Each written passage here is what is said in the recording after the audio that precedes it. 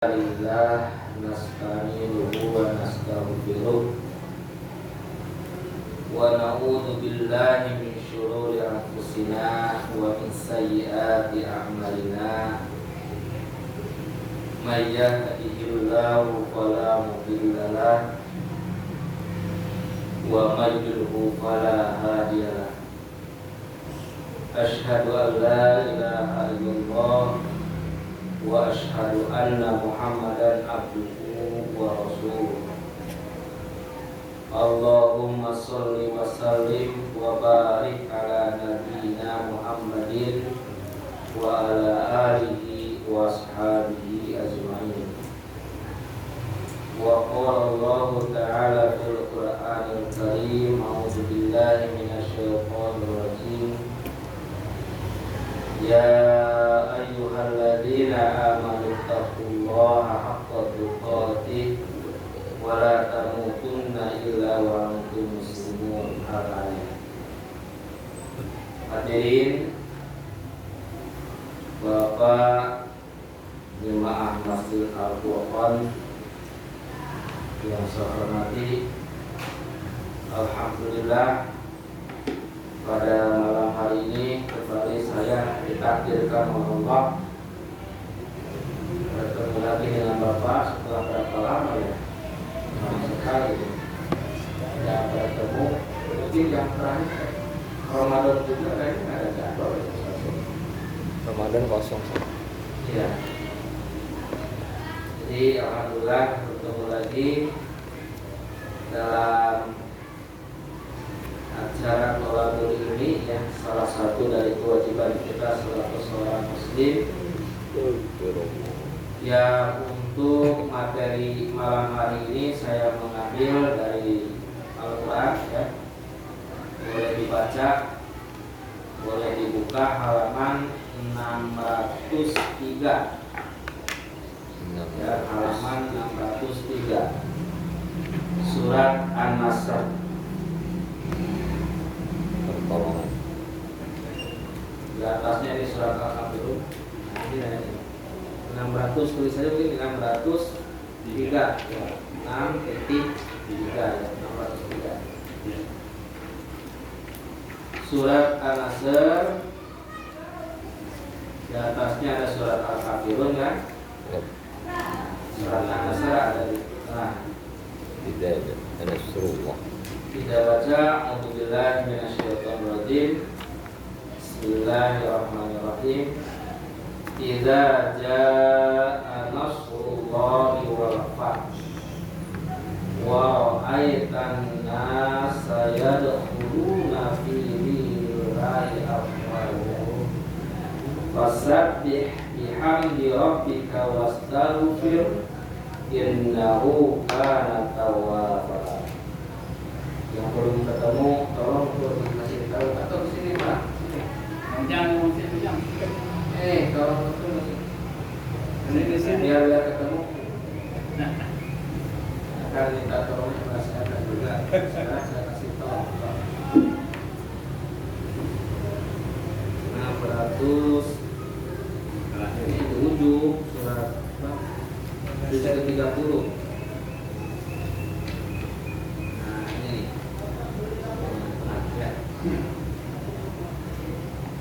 Kita artikan Bismillahirrahmanirrahim dengan nama Allah yang Maha Pengasih lagi Maha Penyayang.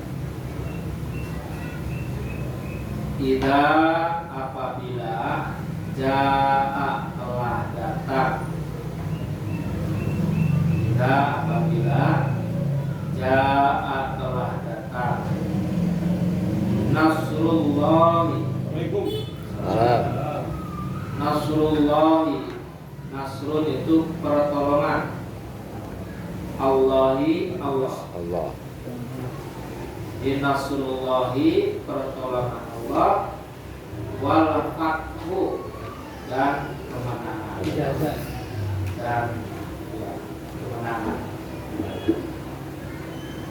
Wa ra'aita dan engkau Muhammad, ya, akan melihat, ya,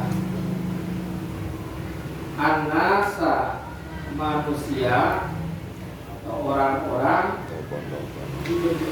yadkhuluna mereka masuk yadkhuluna mereka masuk fi dinillah di dinillahi agama Allah pada agama Allah wajib ya. Dinun itu agama Allah afwaja dengan berbondong-bondong. Fasabbih hendaklah engkau bertasbih bihamdi dengan memuji Rabbika Tuhanmu. Fasabbih hendaklah engkau memuji wahai Muhammad bihamdi dengan memuji Rabbika Tuhan was taghfirhu dan memohon ampunlah kepada dia, maksudnya kepada Allah. Innahu sesungguhnya Allah kana ya keadaan Allah itu tawwaba maha menerima taubat. Tawwaba maha menerima taubat. Bisa nggak mengikut itu kalau saya suruh artikan lagi? Tidak apabila jaa telah datang Rasulullahi Allah wal fathu dan kemenangan waro'aita dan kau melihat Muhammad an-nasa orang-orang yadkhuluna masuk mereka masuk di dinillahi pada dalam agama agama Allah afwaja berbondong ya berbondong-bondong. Fasabbih mereka maka bertasbihlah bihamdi rabbika dengan memuji dengan nama memuji Tuhanmu wastaghfirhu dan mohon dan mohon minta ampunlah kepada innahu karena sesungguhnya dia Allah karena Allah itu tawwaba maha penerima taubat.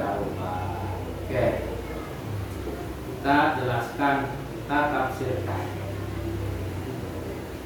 Sebelum masuk kepada pembahasan, kita bedah dulu. Yang pertama, surat ini berada pada juz ke-30. Di Al-Quran itu ada 30 juz. Nah, juz ke-30 itu dari Amma Yatasa'alu. Biasanya pendek-pendek kalau dibandingkan dengan surat-surat yang lain. Nah, ayat ini, surat ini menempati urutan ke-110 dari 114 surat yang ada dalam Al-Quran. Nah, tadi Al-Quran itu terdiri dari 30 juz. Nah, ini adanya di juz ke-30, kemudian urutan suratnya yang ke-110.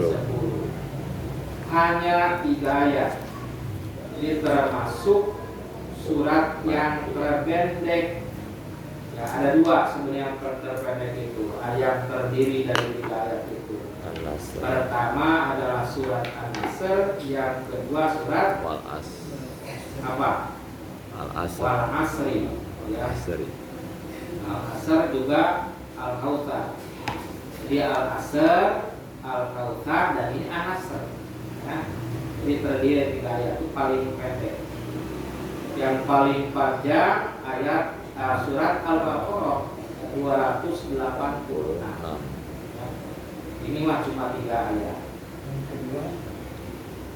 Ya, Ali Imran. Bukan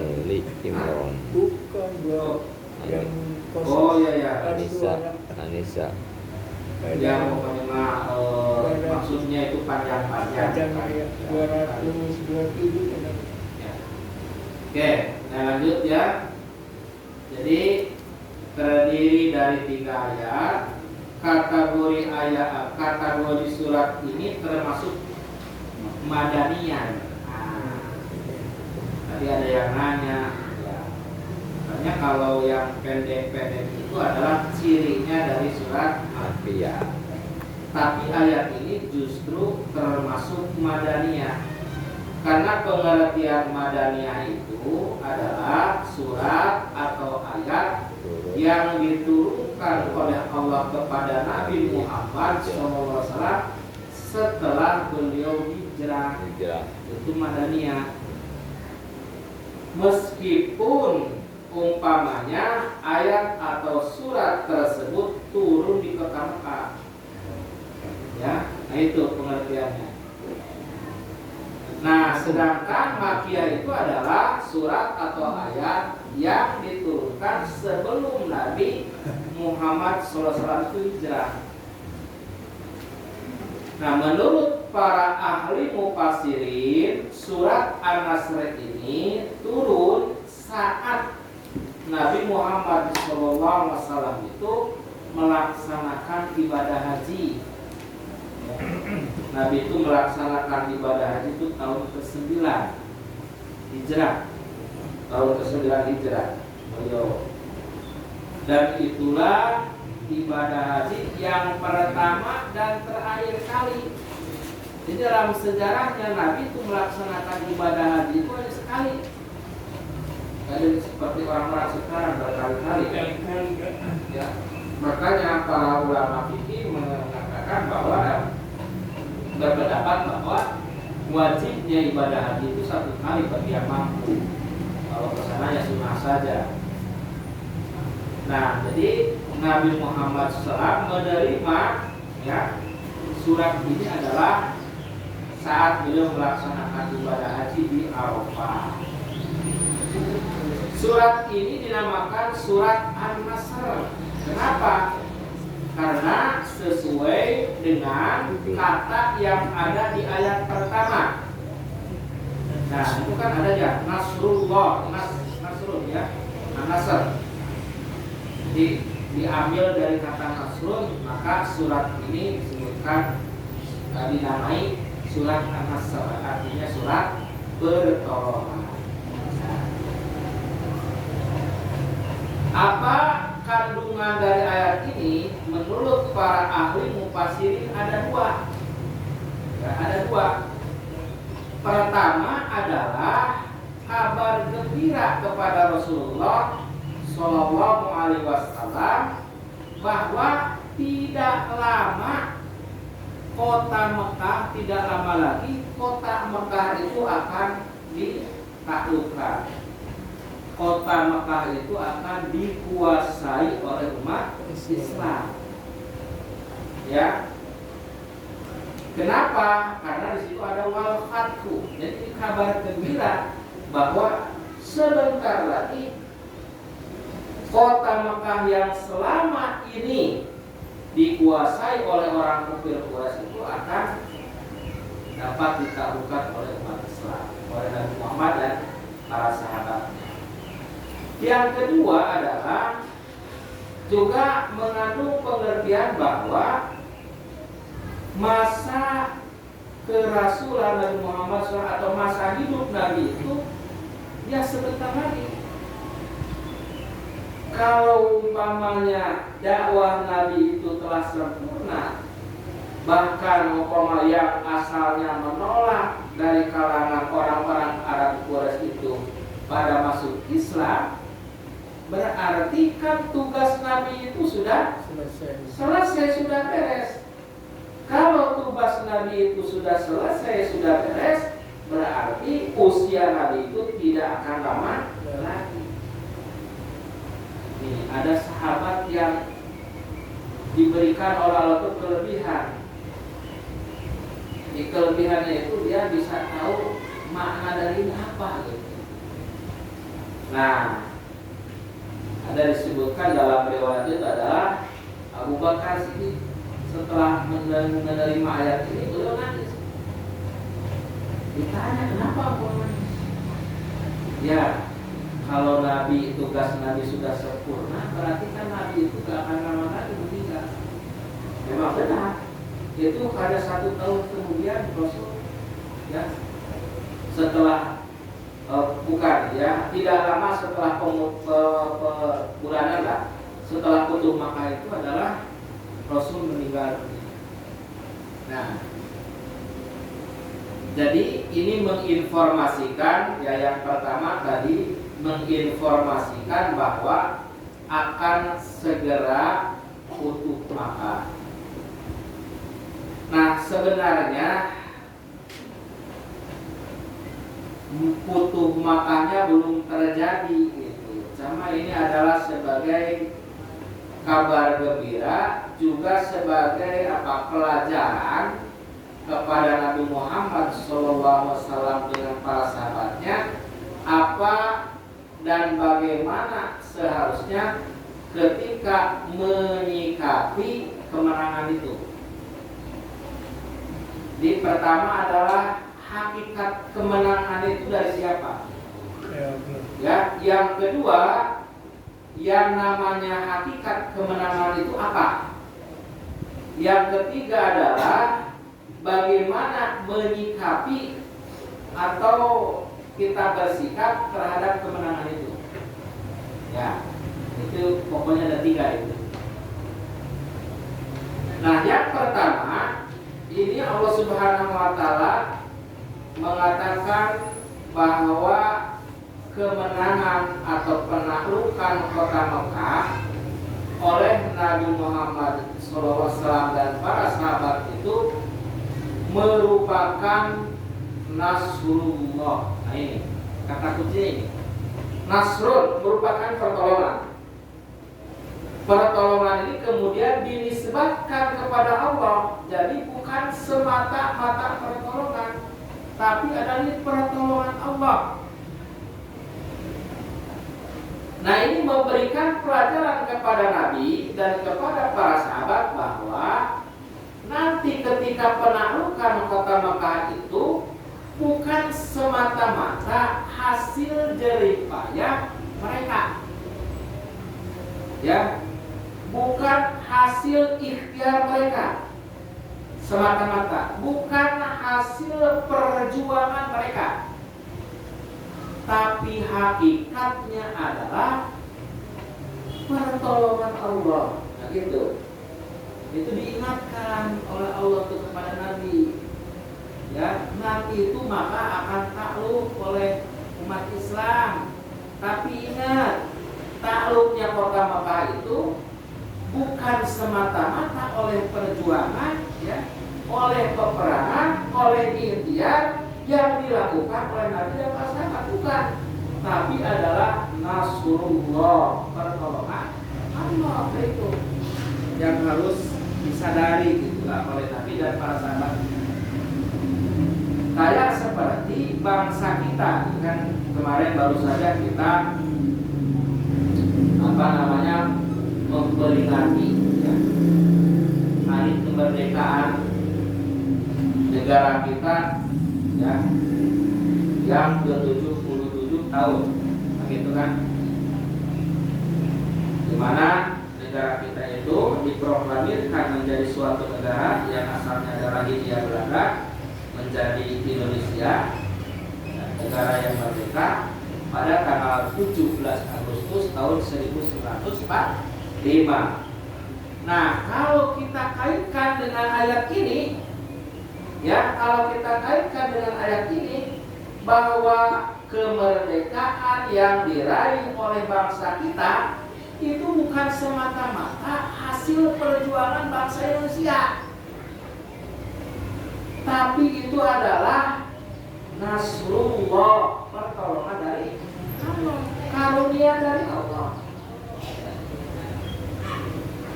Kan kita tahu dalam sejarahnya bahwa bangsa Indonesia itu selama 350 tahun dijajah oleh Belanda, terjadi yang namanya peperangan, terutama oleh mereka raja-raja Islam, kerajaan-kerajaan Islam itu.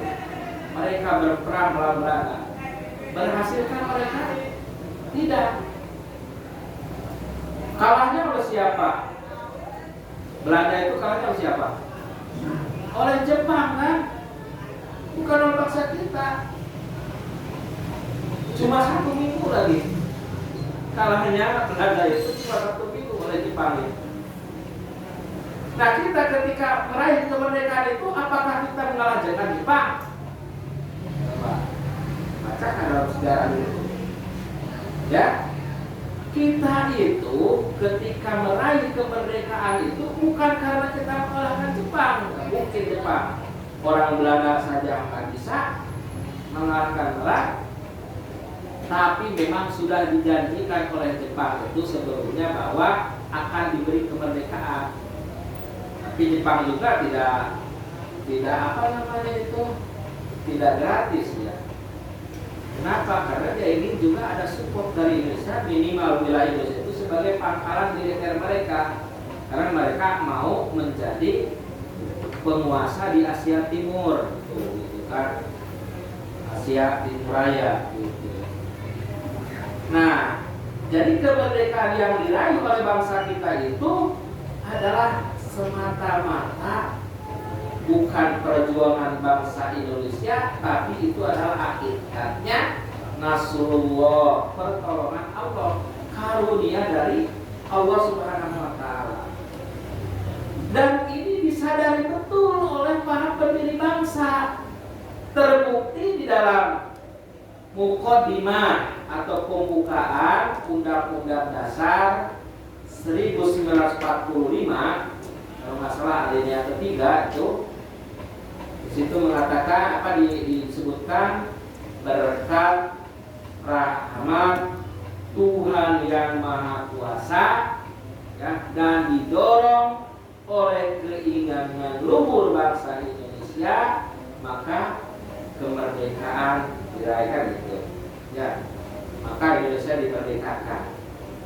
Nah, jadi kesadaran itu benar-benar itu ya, berarti para pendiri bangsa itu menyadari betul bahwa kemerdekaan yang diraih itu adalah berkat rahmat Tuhan yang Maha Kuasa. Nah, sama seperti apa yang dialami oleh Nabi Muhammad SAW. Ya, ketika dapat menaklukkan kota Mekah itu adalah Nasrullah wal fathu, dan ya, wal fathu itu artinya kemenangan, pembukaan kota Mekah atau penaklukan kota Mekah. Yang di dalam sejarahnya penaklukan kota Mekah itu adalah penaklukan yang damai, tidak dengan peperangan. Kenapa? Karena orang-orang kafir Quraisy sudah ciut duluan. Ya, sudah ciut duluan itu. Ya. Nah, jadi tanpa peperangan. Bahkan Rasulullah SAW itu sampai mengatakan siapa orang yang masuk ke Masjidil Haram dia aman. Siapa orang yang masuk ke rumah Abu Sufyan dia aman. Siapa orang yang tinggal di rumah masing-masing dia aman. Artinya tidak ada balas dendam, meskipun Nabi Muhammad dan para sahabat itu termasuk yang terusir dari kampung halamannya sendiri. Terusir selama 10 tahun dari kampung halaman. Ketika dapat kembali ke menaklukkan kota Mekah, nggak ada itu. Sampai ada sahabat yang mengatakan al-yaumu yaumal malhamah. Sekarang ini adalah hari balas dendam. Nah, al-yaumu yaumal malhamah. Nah, al-yauma yaumul malhamah. Hari ini adalah hari balas dendam. Maka oleh Rasulullah diluruskan, ya, al-yauma yaumul marhamah. Hari ini adalah hari kasih sayang. Oh, jadi nggak ada peperangan. Ya. pada saat itu karena langsung pada jelas semuanya. Nah, ayat selanjutnya wa ra'aitan nasa yadkhuluna fi dinillahi afwaja. Dan kaum Muhammad akan melihat orang-orang atau manusia itu masuk ke dalam agama Allah berbondong-bondong. Ternyata setelah penaklukan kota Mekah hampir dikatakan tidak ada ya dari penduduk Makkah yang tidak masuk Islam. Termasuk penentang paling utama yaitu Abu Sufyan, dia masuk Islam. Ya, semua pada masuk Islam, berbondong-bondong.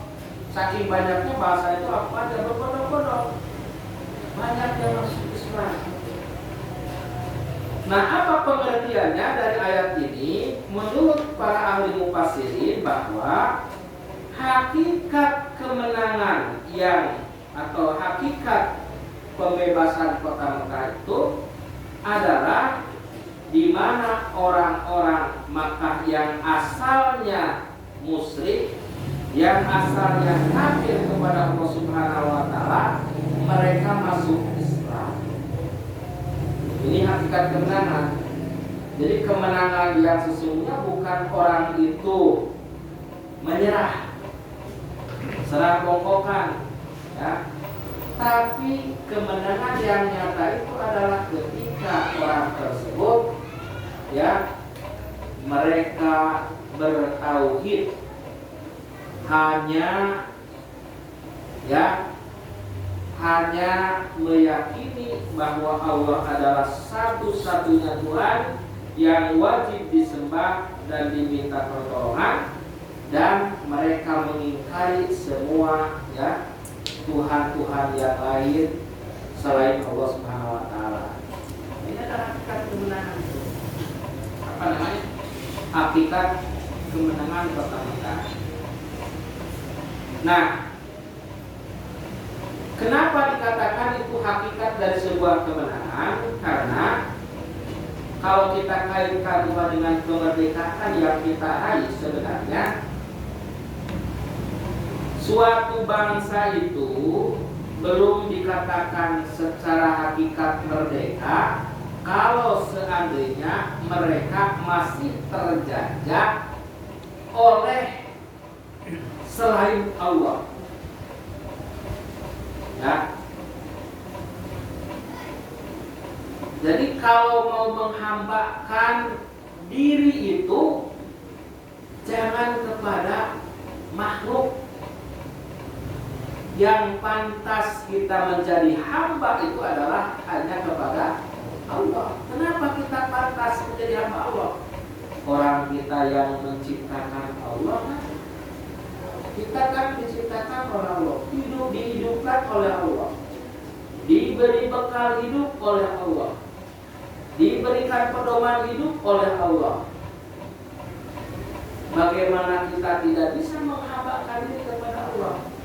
Bagaimana kita bisa menentang kepada Allah? Karena apapun yang dimiliki oleh kita dan di sekitar kita semua adalah makhluk Allah, dan itu diperuntukkan oleh Allah untuk kita manusia. Kalau ada orang itu menghambakan diri selain kepada Allah, hakikatnya dia belum merdeka. Umpamanya ada orang yang menghambakan dirinya kepada jabatan. Ada nggak? Ya, orang yang menghambakan diri kepada jabatan ada? Ada. Yang bagaimana? Dia ikut turut taat kepada jabatan itu meskipun itu bertentangan dengan nilai-nilai ilahiyah. Kalau kita itu pokoknya bertentangan dengan nilai-nilai ajaran Islam. Karena mana nilai-nilai ilahiyah itu kan berlaku secara umum. Contoh, dalam tradisi apapun, dalam budaya apapun, yang namanya membunuh itu apa sebab? Jelek. Yang namanya dolim kepada yang lain itu adalah jelek. Yang namanya durhaka kepada orang tua itu namanya jelek. Itu dalam budaya apapun, dalam tradisi apapun, ya. Nah, kalau ada orang itu ya punya jabatan tapi bertentangan dengan nilai-nilai ilahiyah, kalau menurut agama kita itu sudah bertentangan dengan nilai-nilai ajaran Islam, maka dia itu sudah menghambakan diri kepada jabatannya. Coba kayak seperti kasus polisi yang lagi rame, ya, polisi Joshua. Iya, Joshua itu kan dibunuhnya itu diperintah itu, ya. Siapa bawahannya yang membunuh itu? Dia nggak bisa menolak, harus membunuh. Karena apa? Bawahan, ada jabatan di dia. Padahal kalau menurut ajaran Islam, kalau dia Muslim, kalau menurut ajaran Islam, kalau memang itu adalah tidak salah, kenapa harus dibunuh? Nah gitu. Tapi kalau dia menghambakan diri kepada yang namanya jabatan, ya laksanakan. Meskipun itu adalah bertentangan dengan nilai-nilai ilahiyah, bertentangan dengan nilai agamanya, ya, atau bertentangan dengan undang-undang yang ada di Rusia. Itu jangan. Istirahat dulu. Ada dulu gimana? Ya, silakan ada dulu aja. Kita lanjutkan nanti. Pembicaraan kita sudah sampai pada bahwa orang yang masih orang yang tidak menghambakan diri hanya kepada Allah, berarti dia masih menghambakan diri kepada yang lain. Kalau orang itu masih menghambakan diri kepada yang lain, berarti dia belum merdeka, gitu. Belum merdeka. Ya, kalau dia masih menghambakan diri kepada jabatan, belum merdeka. Dia menghambakan diri kepada umpamanya dunia, berarti belum merdeka. Yang bagaimana orang yang menghambakan diri kepada dunia? Yang mereka itu pokoknya kerja dari pagi sampai malam, sampai malam juga terus kerja segala macam, sampai lupa kepada kewajiban yang lain, berarti dia sudah dijajah oleh hartanya, oleh harta bendanya, ya, sudah dijajah oleh harta bendanya. Nah, berarti kalau dijajah oleh harta bendanya, berarti kan dia tidak merdeka, ya, merdeka. Iya, terjajah oleh hartanya. Sebagaimana tadi terjajah oleh jabatannya. Dan banyak lagi ya yang bisa menjajah kepada diri kita, termasuk adalah hawa nafsu kita.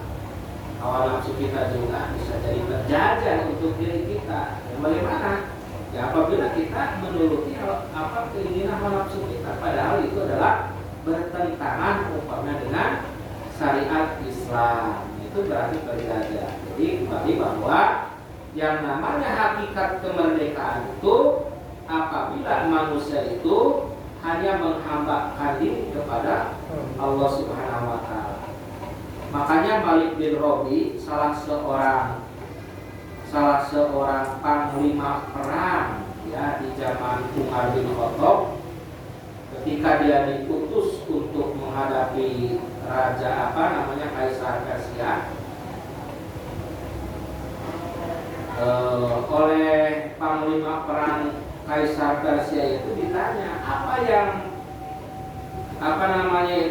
mendorong kalian itu untuk datang kepada kami, untuk datang ke Persia. Maka ya, Malik bin Robi mengatakan, aku datang ke sini itu untuk ya melenyapkan penghambaan sesama manusia hanya kepada penghambaan kepada Allah. Karena praktek yang ada zaman dulu itu kan yang namanya kerajaan itu kan ada raja, ada hamba. Ya, jadi bawahan itu yang menghambakan diri kepada raja. Titah raja itu sama dengan titah Tuhan. Kalau istilahnya nyawa, bila perlu dia butuh nyawa dari bawahan itu, ya udah dibunuh, nggak ada masalah. Nah itu berarti penghambaan manusia kepada sesama manusia. Islam itu justru menghilangkan ya bentuk-bentuk penghambaan yang begitu. Kenapa upah dalam ajaran Islam? Di dalam tarikh itu ada yang namanya budak, perbudakan. Nah, perbudakan itu bukan bagian daripada ajaran Islam. Justru itu adalah warisan dari kerajaan-kerajaan yang ada pada saat itu. Bisa jadi masalahnya itu asal lahirnya budak itu ada bermacam-macam. Pertama, kalau umpamanya berperang, kalah dalam peperangan, tidak bisa menebus dirinya sendiri, maka dia jadi budak, jadi hamba sahaya. Itu bisa begitu, ya. Kemudian ada lagi yang nemu kayak kasus Nabi Yusuf. Nabi Yusuf itu kan dibuang ke sumur. Nah ini barang temuan nih, dibawa itu ke pasar budak, dijual belikan itu. Untuk yang belinya itu adalah ini karena ini gantengnya anaknya nih, dan Asep, dibeli itu oleh pejabat lah di Mesir, diangkat menjadi anak, ya, dan seterusnya itu kan dalam sejarah. Nah itu lahirnya daripada perbudakan itu begitu. Tapi kebanyakan itu karena peperangan saja. Ya. Nah, itu sudah membudaya, ya. Jadi ada pasarnya. Iya, jadi yang pasar itu bukan hanya kambing, bukan hanya onta yang dijual belikan itu, tapi manusia, pasar manusia. Jadi kalau mau beli itu, dilihat, wah ini tegak, buat tenaga selama beli. Ya kalau sekarang mungkin berapa ratus juta, berapa miliar gitu beri. Nah itu dulu itu. Nah jadi bukan dari bagian ajaran Islam, tapi justru Islam ingin menghilangkan perbudakan itu. Makanya ada jenis-jenis ya jenis-jenis hukuman yang dikaitkan dengan pembebasan budak. Ya, umpamanya kalau membunuh dengan sengaja, dia harus membebaskan budak kan itu. Banyak itu ya, kemudian harus membebaskan budak itu supaya memang perbudakan itu hilang. Karena kalau umpamanya langsung bebaskan, tidak bisa gitu. Kenapa? Orang yang punya budak juga kan dia itu seolah-olah kan punya nilai gitu budak itu, meskipun ada sih yang menebus seperti Abu Bakar pernah yaitu membebaskan, itu namanya maula nantinya itu dibebaskan. Nah jadi si Malik bin Rabi itu datang ke itu ditanya begitu, kami datang ke sini untuk menghilangkan penghambaan sesama manusia, hanya menghamba kepada Allah, dan itulah yang namanya kemerdekaan yang hakiki. Yang selanjutnya fasabbih bihamdi rabbika, hendaklah kau bertasbih Muhammad dengan ya memuji Tuhan.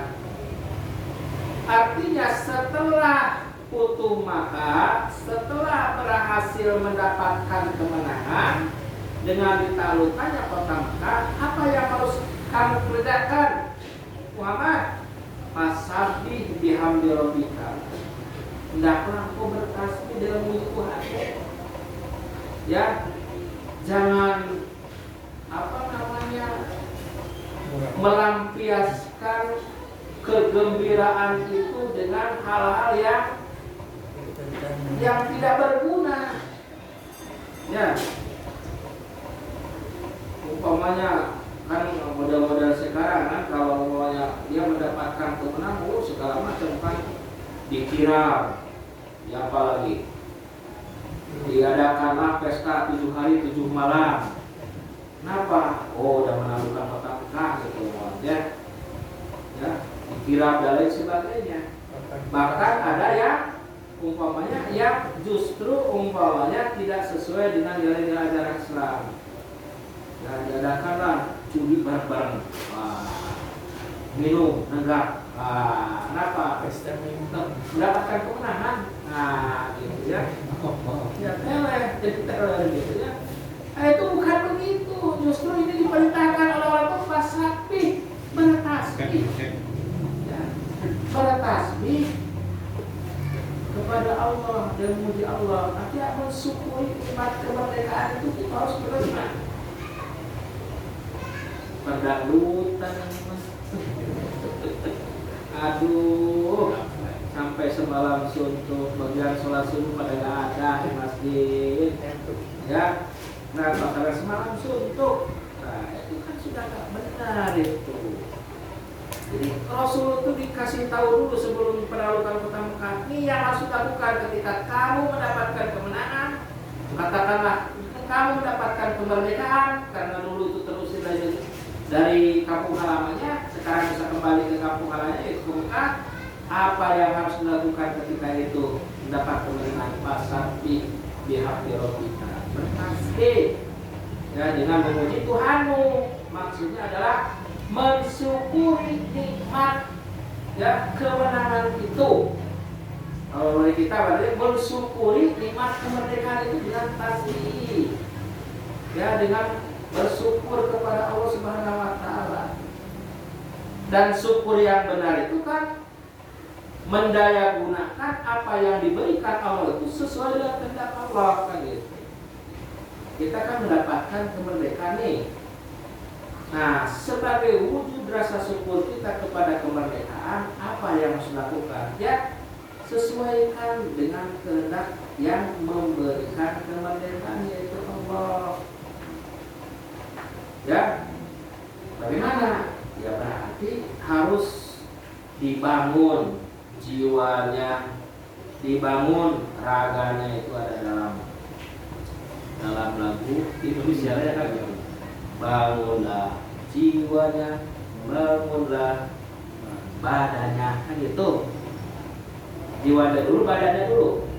Menurut lagu itu. Jiwanya dulu, bangunlah jiwanya. Jadi jiwa bangsa ini itu bangun dengan ya akhlak yang baik, dengan nilai-nilai yang baik, dengan ketaatan kepada Allah. Nah itu. Kenapa? Karena kalau sudah jiwanya baik, insya Allah nanti akan melahirkan perbuatan-perbuatan baik. Ya, perbuatan-perbuatan baik gak akan rusak negara kita itu. Nih, kalau saya baca teorinya Ibnu Khaldun. Ibnu Khaldun itu seorang ulama yang dia sudah mampu untuk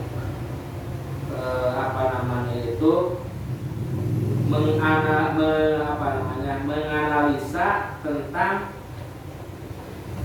siklus ya, siklus suatu bangsa, suatu negara.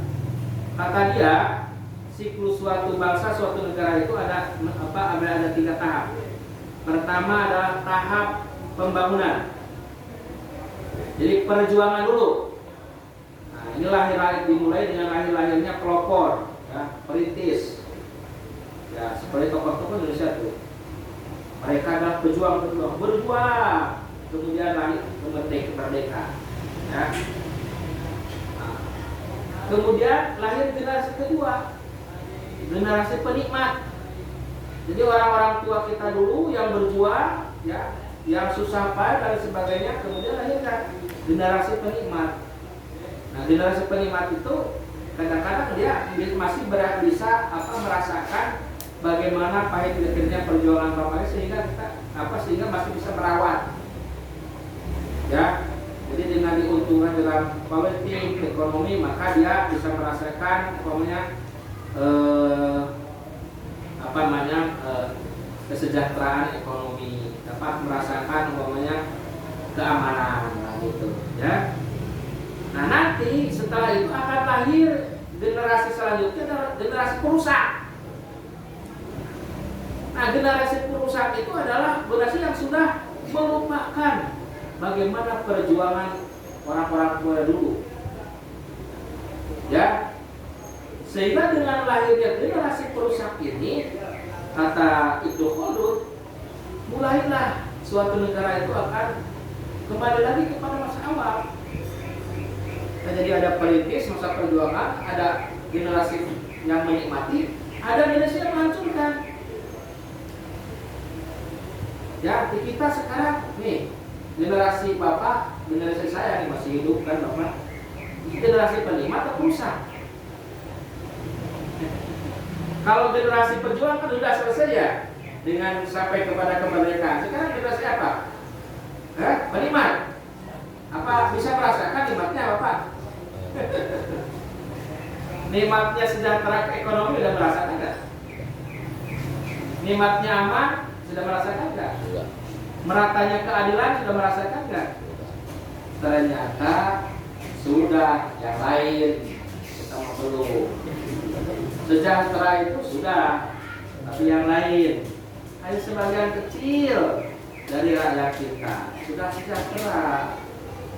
Ya, berpihaknya hukum kepada mereka sudah bisa diterima, sementara kepada yang kita rakyat kecil belum bisa, kan? Nah, tapi sudah ada bibit-bibit ini yang merusak bangsa ini, sudah ada bibit-bibit ini. Ya, rusaknya bangsa kita sudah ada bibit-bibit. Kenapa? Bagaimana umpamanya bangsa kita itu ya akan kolak dengan adanya jebakan hutang yang menjibun. Itu sudah para ahli sudah pada masih tahu, ya, sudah memperingatkan. Hutang Indonesia itu 7.000 triliun. Malaysia 3.500 triliun saja udah ketar-ketir Malaysia itu. Sampai yang namanya Mahathir Muhammad itu, ya, karena hutangnya gede itu ke Cina, memang itu apa namanya proyek Cina itu di mana-mana itu masuk ke Malaysia. Tapi karena power kekuatan pemberian Malaysia itu kuat, jadi bisa dinegosiasi ulang. Ya, nah hutang-hutang mau dibayar tapi dinegosiasi gitu. Karena kira-kira yang tidak adil bisa gitu. Kalau bangsa kita enggak, ya ngikut aja gitu terus-terusan. Ya, Masya Allah. Nah, kemudian terakhir, wastaghfiruhu, hendaklah engkau memohon ampun. Nah, ini ada pertanyaan, kenapa kok ketika kita sudah mensyukuri nikmat yang telah diberikan Allah, ya, nikmat terbukanya kota Mekah, tetapi Rasulullah masih diperintahkan untuk istighfar, untuk meminta ampun kepada Allah. Kenapa? Apa maksudnya? Nah, maksudnya adalah ada dua hal menurut para ahli mufassir. Yang pertama adalah dikhawatirkan ketika kita berjuang untuk mendapatkan kemenangan itu, ketika kita berjuang untuk mendapatkan kemerdekaan itu, ada ya langkah-langkah kita, ada tindakan-tindakan kita yang ya bertentangan dengan syariat Islam. Ya, boleh jadi ketika peperangan Nabi Muhammad SAW itu dengan para sahabat Nabi itu dengan orang-orang kafir melakukan pelanggaran.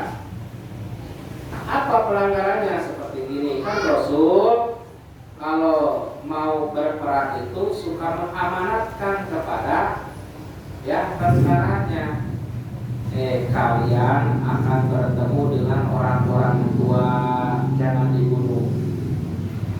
Kalian akan bertemu dengan wanita, jangan dibunuh. Kalian akan bertemu dengan anak-anak, jangan dibunuh. kalian akan bertemu dengan orang-orang yang berlindung di tempat ibadah-ibadah mereka, jangan dibunuh. Tapi yang namanya peperangan berkecamuk, ya kan tidak bisa kita memilih apa-apa. Apalagi kalau model senjata sekarang yang namanya bom kan bisa kemana-mana. Bisa saja mungkin ada yang terbunuh di kalangan masyarakat sipil, bukan tentara. Itu kan dosa. Nah, boleh jadi ketika kita di dalam masa perjuangan itu melakukan dosa itu, maka kata Allah wastaghfiru, ya minta ampunlah kepada Allah gitu. Atau yang kedua, menurut Pak Ilmu Pasir itu, ya bisa jadi di antara kalian itu ada yang di dalam hatinya, ya di dalam hatinya itu punya perasaan bahwa kemenangan yang diraih itu adalah hasil jerih payah sendiri. Padahal di awal sudah dikatakan nasrullah, pertolongan Allah. Jadi kalau umpamanya ada perasaan bahwa ini kan kehebatan saya, strategi dalam peperangan sehingga bisa berhasil mengalahkan musuh dan lain sebagainya, maka dikhawatirkan perasaan itu ada dalam diri kita, wastaghfiru, minta ampun kepada Allah, karena hakikatnya adalah Allah yang memenangkan umpamanya kemenangan itu. Nah, innahu kana tawwaba, karena sesungguhnya Allah Maha penerima taubat. Hadirin Bapak yang saya hormati, mungkin ini yang bisa sampaikan ya pada kesempatan ini tentang tafsir dari surat An-Nasr, surat yang ke-110 ya, yang ternyata ini adalah sangat bersesuaian dengan keadaan ya, bangsa kita yang sedang ya memperingati hari kemerdekaan yang ke-77 ya. Jadi dari mana hakikat kemerdekaan itu didapat, kemerdekaan yang sebenarnya yang hakiki itu yang bagaimana, dan sikap apa yang harus dilakukan oleh kita ketika mendapatkan kemerdekaan. Demikianlah, tapi sebelum ditutup mungkin ada hal-hal yang mau didiskusikan ya, silakan.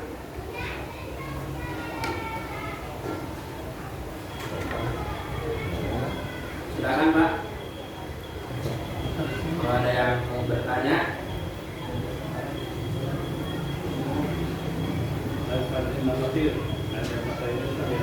Ya, boleh Pak. Ini masalah ada satu orang itu kan? Aku kalau ada wassalamualaikum warahmatullahi wabarakatuh. Waalaikumsalam.